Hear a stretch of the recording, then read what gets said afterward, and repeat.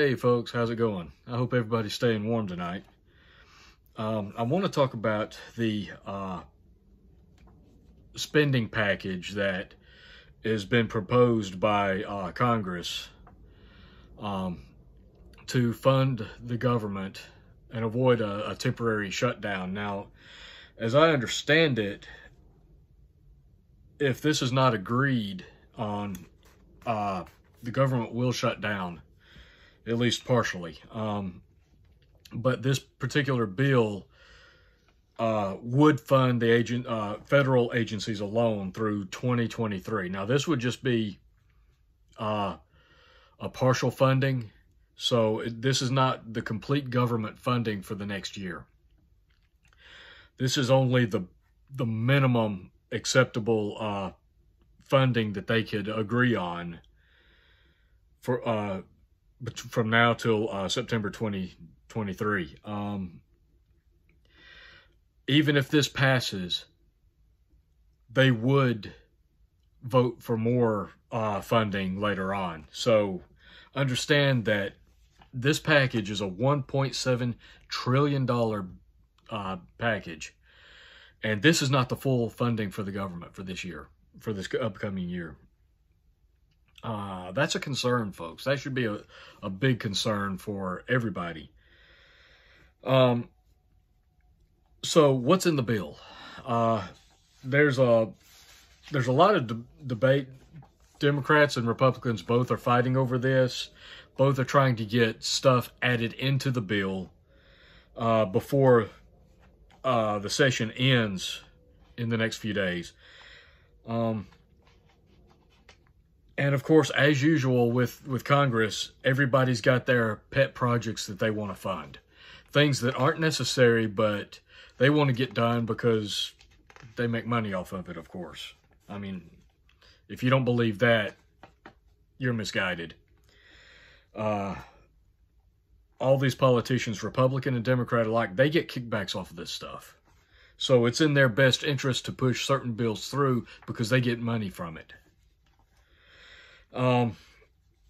Okay, so what's in this $1.7 trillion package that's being proposed? And before I get into that, I do want to say that there's a group of GOP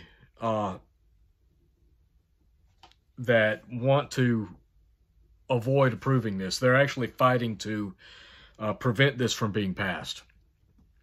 For this, one of the articles I read stated that it was because it was too good of a leverage to use later on to gain some sort of action or reform on the border issue.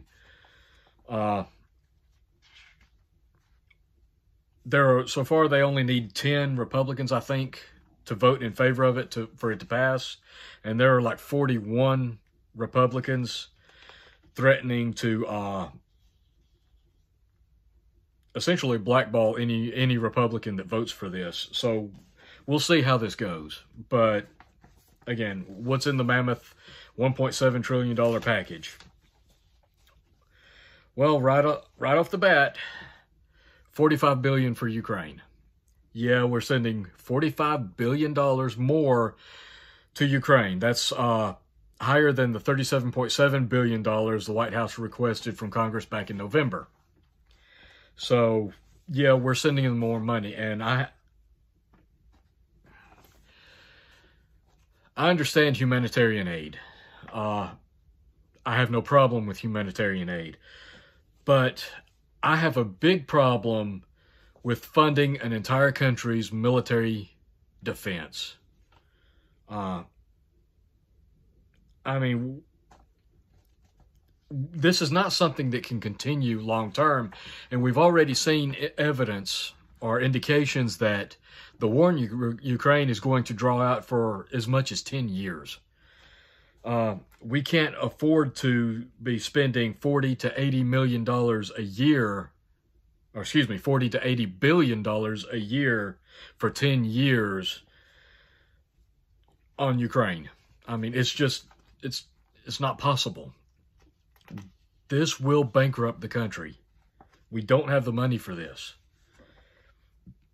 But the $45 billion in emergency assistance will help Ukraine respond to Russia's aggression. In addition to humanitarian military aid, the provision includes nearly $13 billion in economic support for Ukraine and countries impacted by the ongoing war. So there again, we're supporting Ukraine and other countries, not just their humanitarian aid, not just their military support. We're supporting their entire economy right now, while our own is faltering. You know, it's absurd. Next up, nearly $40 billion in disaster relief covers communities impacted by recent hurricanes, including hurricanes Ian, Fiona, wildfires, floods, and drought. Included in the disaster relief is $1 billion to improve Puerto Rico's electric grid and $600 million to respond to the water crisis in Jackson, Mississippi. Okay, I don't necessarily have an issue with that. Reforms to the Electoral Count Act. This is another Democratic power play here. If you want to believe all the nonsense going on around the January 6th crap. The package includes a plan from Senators Joe Manchin and a West Virginia Democrat and Susan Collins, a Maine Republican, to make changes to the Electoral Count Act, basically to prevent another January 6th by making it clear what the vice president's role is during electoral vote certification. It also raises the requirement for objections to a state's electoral votes from one member of the House and one senator to 20% of the members from each chamber, and prevents states from sending unlawful election results to Congress or delay sending lawful results. So again, I promise you, if this had been done by Democrats, Republicans would have been doing the same. This is just another tit-for-tat power play bullcrap that's costing taxpayers money. A ban on TikTok on executive branch agency phones. Rolled into the plan by GOP Senator Josh Hawley. No TikTok on Government Devices Act. No big issue with that. Enhanced security for members of Congress and Capitol grounds. Okay, this I have an issue with. Because as Congress already gets an insane amount of protection, both at the Capitol Police, they get private security already, they get armed protection. Me and you, Joe Schmo and whatever, we're faced with all of the criminals that are being let out of prison, criminals that are getting slapped on the wrist. We're getting faced with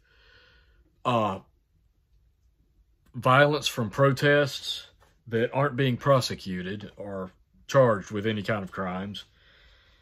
So, plus not only that, they're actively trying to disarm the U.S. citizens. So while they're trying to disarm us and leave us more vulnerable to criminal activity, they're requesting even more security on top of the lavish security that they already get.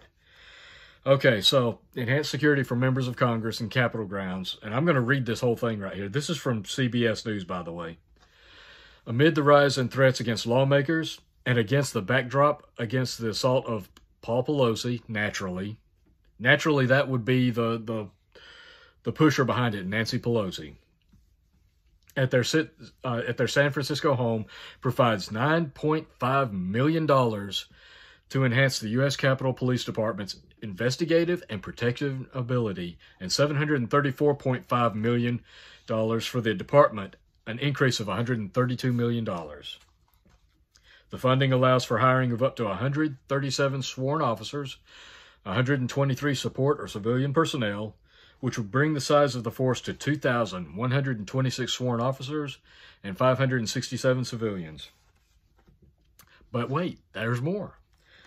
The spending deal also includes $2.5 million for a residential security system program developed by the Senate Sergeant at Arms. The program aims to help mitigate increased risks to the physical security of senators' residences in Washington and their home states. The program will identify threats and risk vulnerabilities on senators' residences. The omnibus package calls for an enhanced member protection, of course. As long as they're protected, that's all that matters. Who cares about the rest of the country, right? With $6 million for general expenses to support U.S. Capitol Police recommendations to enhance member protection, including through a security program for congressional leadership, expanding services from the Dignitary Protection Division, and expanding the Capitol Police's field office presence. An additional $2 million is provided for salaries for the Capitol Police to provide members security outside of Washington as warranted. To further harden the Capitol complex as a result of recommendations made following January 6th, the legislation provides $403 million, a boost of $341 million for Capitol Police buildings, grounds, and security. Again, so there's never enough security for these egotistical psychopaths. And see, the bad thing about this is there have been reports that certain GOP senators and representatives are not being given the protection they are entitled to, while the Democrat side are getting extra protection, it seems like. That's one of the double standard issues going on in the government today.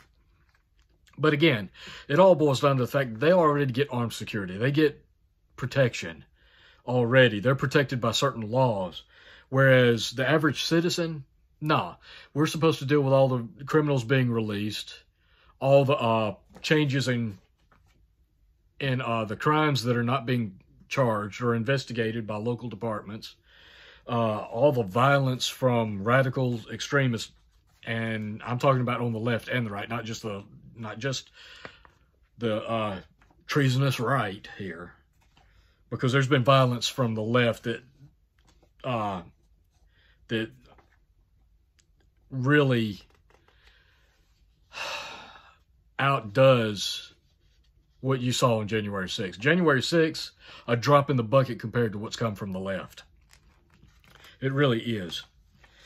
The next thing, guidance for new FBI headquarters, because the the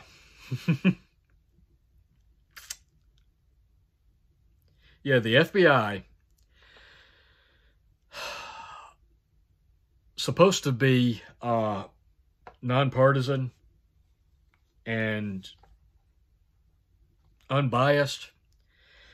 They've shown a clear bias in the past year or two. And, well, I guess to reward them for all of their targeting of conservatives, but disregard for any laws broken by anybody from the left, to reward them, they get a new FBI headquarters. But they're trying to determine where to place the new headquarters. So, because they can't make up their mind, they're adding new funding for guidance to make up their mind whether it's going to be a site in Maryland or a site in Virginia.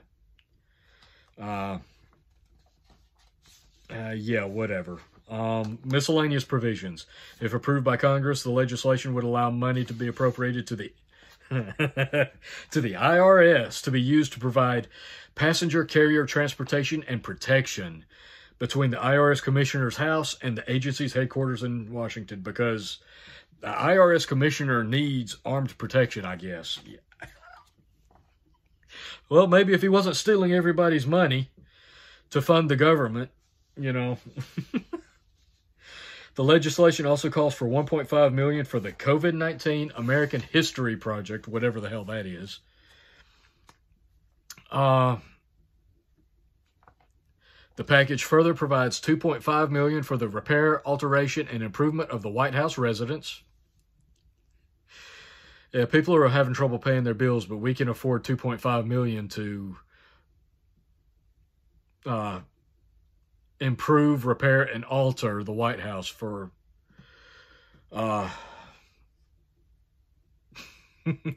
you know who. This expenditure has become somewhat routine in recent years, costing from $750,000 to $2.5 million to keep the building in working order. First, families typically change the furniture and decor when they move into a residence, according to their personal taste, while large-scale renovations or upgrades are generally included in a formal budget request to Congress. Sorry, folks. Under the plan, the federal building in San Francisco. Oh, here we go again. Back to Nancy Pelosi, folks. She's got to get her acclamations and everything. She got to get her awards and her prestige. Under the plan, a federal building in San Francisco would also be renamed the Speaker Nancy Pelosi Federal Building. Pelosi, who has represented the area in Congress for more than 3 decades. Yeah, and I'd like everybody to tell me what they actually got out of it for that 3 decades. Announced in November that she would not seek another term as leader of the House Democrats. Beginning to think she was going to be like Palpatine and live forever. Similarly, the bill also renames the Lake Champlain Basin Program to the Patrick Leahy Lake Champlain Basin Program and appropriates $35 million annually for the program from 2023 to 2027. Okay, understand that. $35 million annually for 4 years. $140 million. The FBI's facilities at Redstone Arsenal in Alabama, meanwhile, will be designated the Richard Shelby Center for Innovation and Advanced Training. Leahy of Vermont and Shelby of Alabama, the top Democrat and Republican on the Senate Appropriations Committee, respectively, are retiring at the end of current Congress. So, yeah, we have to spend millions of dollars to rename facilities to honor politicians that have sat in office for decades, in some cases, to enrich their own pockets while not giving a crap about the average American. The arrogance, vanity, and audacity of these people is just, it's never ending, folks. All right, so here we are. Here we are. Our economy is struggling. Inflation is rampant. Spending is out of control. Yet what do? We try to pass a bipartisan $1.7 trillion spending package full of pork, full of special interest projects and pet projects to keep the government going. You know, at some point you have to ask, is the government really worth all the money we're spending on it? Is it really providing what it should be providing for the amount of money that is being squeezed out of every single American? We're being bled to death the average person is being bled to death, while all of these politicians get richer and richer and richer. They get more and more protection, and we're just left to suffer and struggle, and hope to God we don't get caught up in an armed robbery or assault by one of the people they've let out of prison.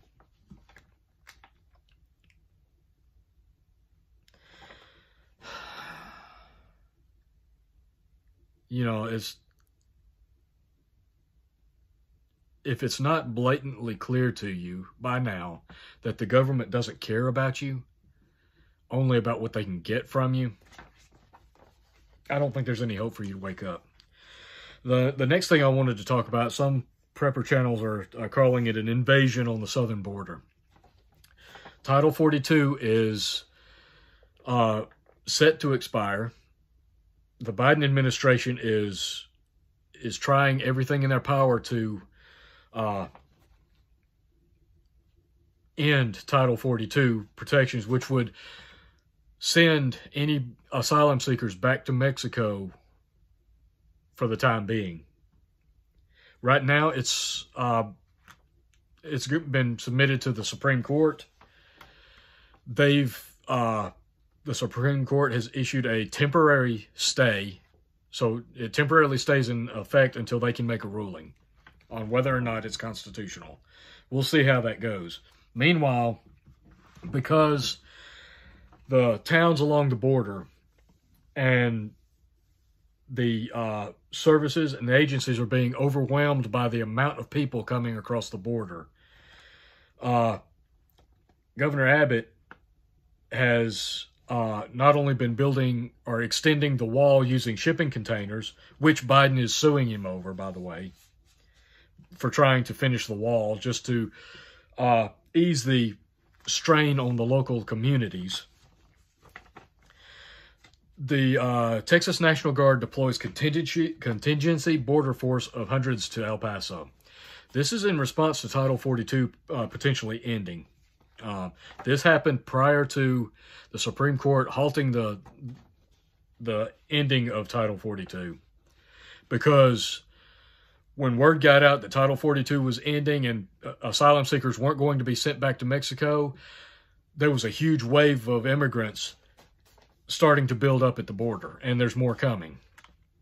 Okay, so the Texas National Guard has deployed a contingency border force of over 400 personnel to El Paso, Texas, as the city continues to deal with a surge of asylum seekers arriving at the border. The Texas Military Department said the deployment is part of Governor Abbott's enhanced border security effort and will include a security response force comprised of elements from the 606th Military Police Battalion, trained in civil disturbance operations and mass migration response. A spokesperson confirmed to ABC News that these types of security response forces are also sometimes dispatched to large protests like those that rattled the country after the murder of George Floyd by police in Minneapolis. The equipping of riot shields would be mission dependent and based on the situation in the area of operation, the spokesperson said. The move came hours before Supreme Court Chief Justice John Roberts issued a temporary stay on an order that would end Title 42, a Trump-era health policy used over 2.4 million times to expel and prevent migrants from requesting asylum in the United States, citing the risk of COVID-19 spread. In November, a U.S. district judge ruled the policy was arbitrary and capricious and ordered it to end. A coalition of 19 states appealed the judge's decision. Now the Supreme Court will weigh that appeal, but it's unclear what their final ruling might come, or when their final ruling might come.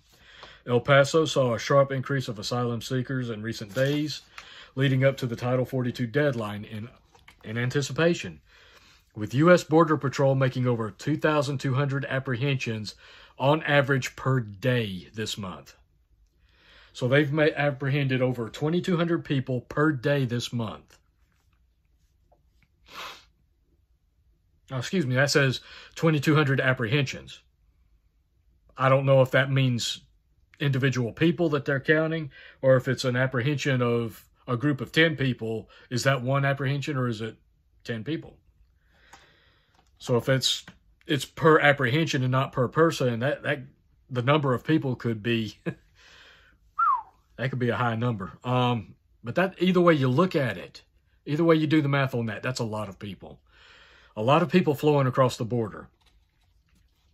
The Texas National Guard is increasing its posture along the border in response to high levels of illegal border crossings over the past week and the pending expiration of Title 42. The end of Title 42 is expected to lead to a massive influx of illegal immigrants, allowing criminals, I'm sorry, folks, to further exploit gaps while federal authorities are inundated with migrant processing. The Texas Military Department said in a statement before the stay was issued. The Security Response Force, I cannot talk tonight, I don't know what it is. The Security Response Force is used to safeguard the border and repel and turn back some immigrants, TMZ said, adding that a second one will be on standby and ready to deploy to El Paso or other parts of the border. The deployment is also part of a statewide effort to stem the flow of immigrants attempting to come into the country. Texas Governor Abbott is among the leaders that joined the appeal to prevent Title 42 from ending. If the courts do not intervene and put a halt to the removal of Title 42, it's going to be total chaos, Abbott told ABC's This Week co-anchor Martha Raddatz before the stay was issued. So here's the thing.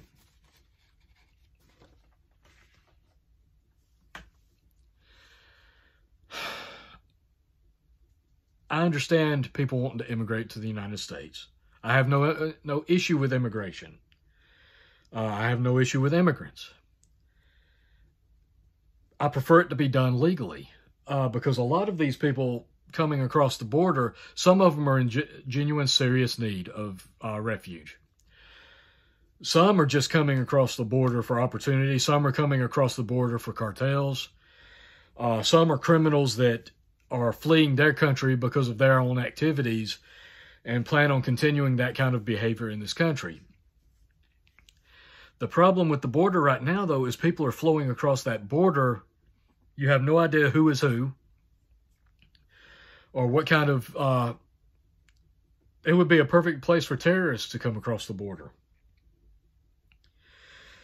But right now, the FBI is solely concerned with dealing with conservatives and labeling them as terrorists, labeling parents of public school children as potential terrorists.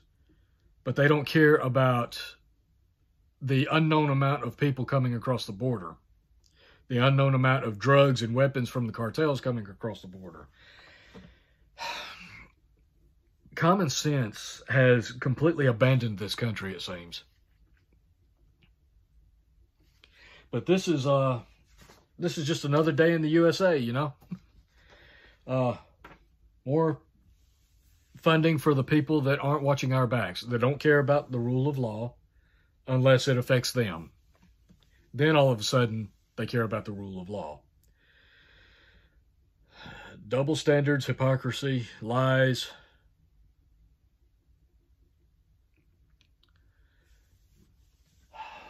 Our government is so corrupt, it's not even funny. Anyway, I just wanted to share those two with you tonight. These are things that we're going to have to deal with on an ongoing basis.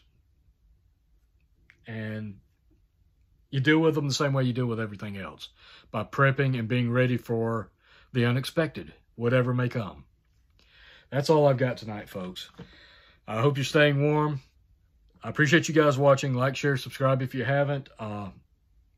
Stay safe, stay busy, keep prepping. Take care of yourselves and your families. And until next time, folks, I'll catch you later.